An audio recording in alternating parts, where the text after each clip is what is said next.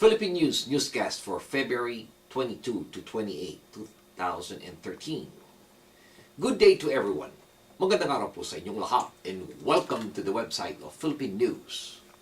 These are our stories for the day. We would like to start with the news that after 5 decades, the Sultan of Sulu revives the claim of Sabah in North Borneo.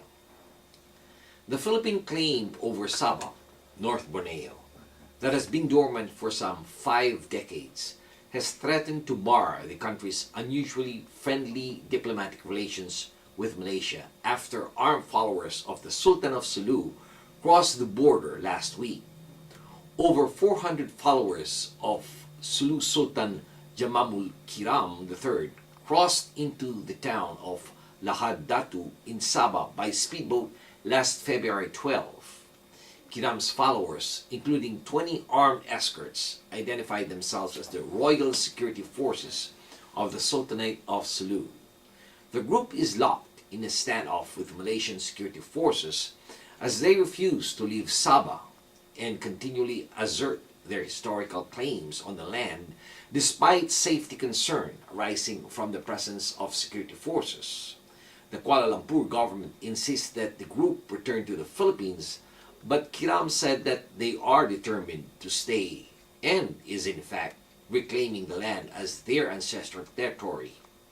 Although the Sultan did not directly threaten violence, he maintained firm that there will be no turning back for him and his people, affirming that the standoff now in its second week isn't ending anytime soon. The Mindanao-based Islamic Sultanate once controlled areas in Borneo, now Sabah, including the site of the standoff. Sultanate heirs have been receiving a yearly compensation package from Malaysia amounting to 5,300 ringgits, or approximately 70,000 pesos, every year as part of a long-standing agreement for the control of Sabah.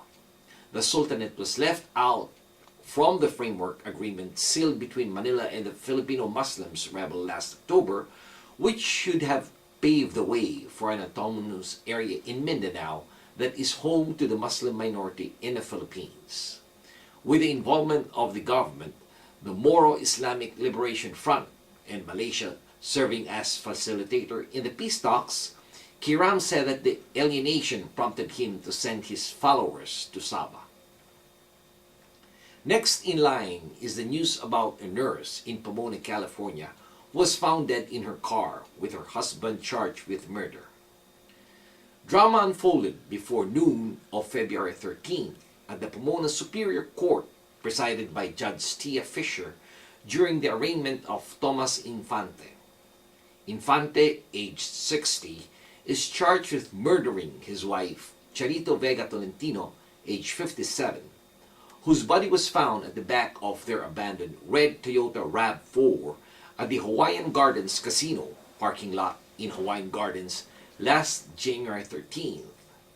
Seated on the left side of the courtroom were either relatives and friends of the defendant, and on the midsection of the courtroom, relatives and victims of who did not react much later. Infante was charged in case number KA 100655 with 1 count of murder by the District Attorney's Office, Pomona Branch, and was scheduled to be arraigned last January 16, but the hearing was postponed to February 13. Infante is currently incarcerated at the Twin Towers Correctional Facility in Los Angeles, California. Bail recommended by the prosecution was $1 million, which was approved by the court. If convicted as charged, defendant faces a maximum sentence of life in prison with the possibility of parole. Public Defender Kenneth Wenzel of the Los Angeles County Public Defender's Office has been assigned to the case. This time we tackle a news item about People's Power Rising, which conducted dance flash mobilizations last February 14, Valentine's Day, in San Francisco to end all forms of violence against women. The People's Power Rising contingent, which numbered around 200 people, began their dance action with a flash mob at Union Square in San Francisco and marched down Market Street to join the main 1 Billion Rising event organized by San Francisco's city committees at Civic Center. The contingent came together under the rationale that an end to violence against women should consider the widely known issues of domestic and intimate partner violence, rape, and harassment. However, the contingent also highlighted economic and structural violence, which encompasses lack of jobs and access to basic social services like healthcare and housing, as well as the broken immigration system. The contingent marched to shed light on forms of violence that not only affects women, but also included the LGBTQ, the men, and the children in their communities. The multicultural, intergenerational contingent performed choreography from the Philippines called Isang Bilyong Babae ang Babangon, or 1 Billion Women Rising, that represented the global connections between migrant communities here in the U.S. to women in the third world countries. The People's Power Rising contingent will continue to rise to raise awareness about the issues that migrant women and children face in the increasing economic crisis by marching on March 8th, the International Working Women's Day. And finally, we have a new campaign focusing on returning families all over the United States. The Asian American Justice Center, which is a member of the Asian American Center for Advancing Justice, has launched a campaign to highlight how critical the family-based immigration system is. Approximately 60% of Asian Americans are foreign-born, the highest percentage of any racial group.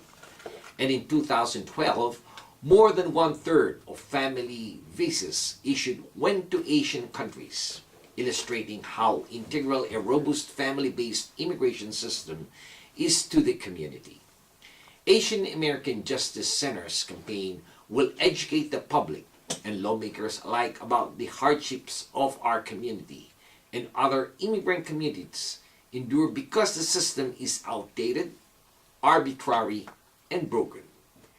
Nearly 4.3 million people are waiting around the world to be reunited with loved ones who migrated to the United States, and approximately 1.8 million of those trapped in the backlog are in Asia.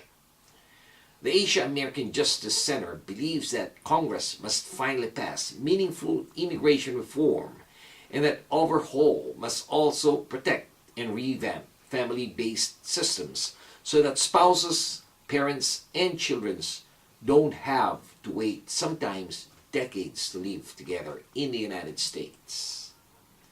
And this has been your weekly news in review. This news has been brought to you by the premier Filipino-American newspaper right here in the United States, the Philippine News. On behalf of the management and staff of the Philippine News, this is David Rodriguez signing off and thanking everyone for listening. Maraming salamat po. Have a wonderful weekend. Mabuhay po.